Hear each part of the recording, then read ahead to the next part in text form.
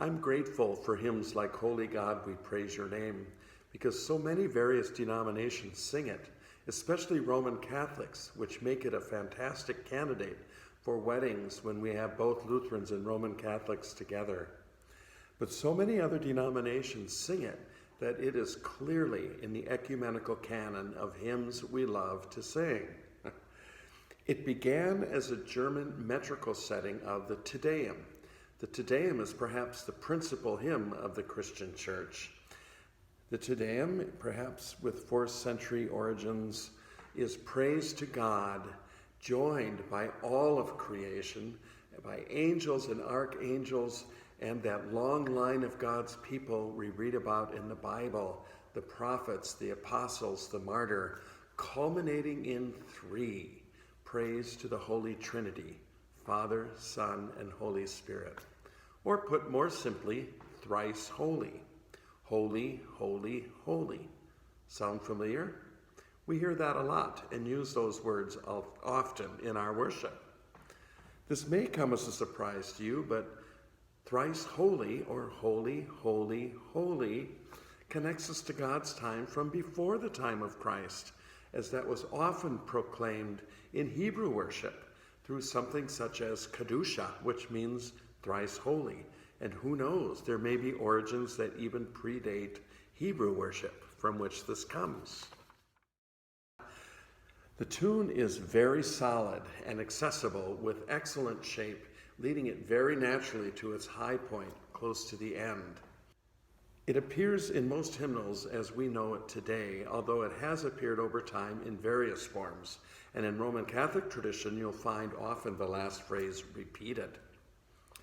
The text began as an 8-stanza German text, which became 7 in an English translation by Clarence Walworth. And now most sing the first 4 of those 7 stanzas. The images in those 4 stanzas that we sing today are strong ones.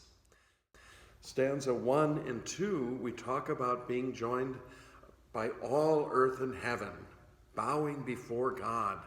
Perhaps a better image in eras of monarchy, but we get it. God's domain, we claim, is infinite, no ending, beyond understanding. And how many of us remember those conversations as kids with our friends saying, well, the universe has to end because, well, if it does, then what's after that? And quite quickly we'd get confused in our conversing because it's something we can't really fully grasp. Stanza 2 of this hymn includes image that we reenact and rehearse every time we celebrate the Eucharist. We proceed singing thrice holy with this sentence: with angels and archangels and all the company of heaven, we praise your name and join their unending hymn, Holy, holy, holy God, Lord of power and might. Stanza 3, we sing of joining the line of saints, connecting in praise over the ages as the crowd of God's people grows and grows.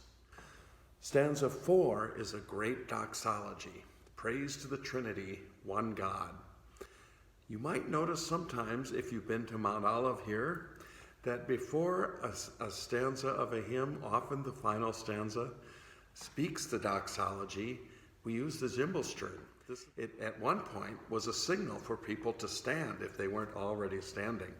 But if you hear the Zimbelstern before a stanza, look ahead. No doubt there'll be the Trinity mentioned.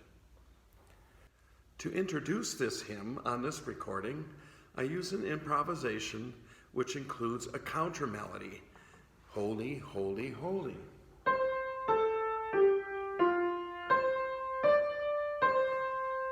That's one of the settings we use for the Sanctus in the Eucharist liturgy. Of course, change the rhythm. So it becomes a little more dance-like.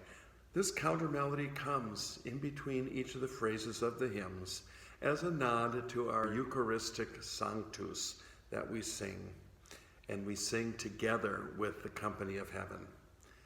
The improvisation grows and grows until the end when we sing the great thrice holy, which is quoted from the end of stanza 2.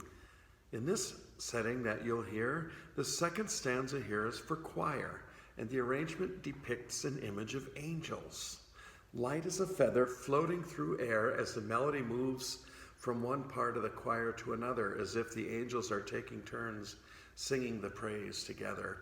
And all of this builds from key to key until we get to a unified thrice holy, and then it floats away again.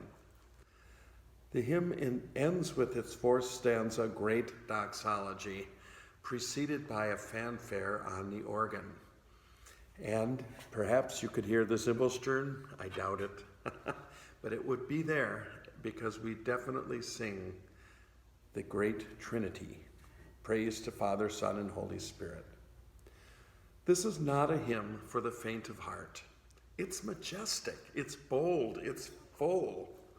If the organ sounds loud, just remember there are a lot more singing than we can actually see if we believe what we're singing, because angels are singing with us, and angels are always with us. That's kind of an interesting thing to remember when you're a little bit nervous. Talk to the angels. May it be as my mentor Paul Mons once put it, that when we sing this, we don't sing Te Deum, we sing Te Deum to God.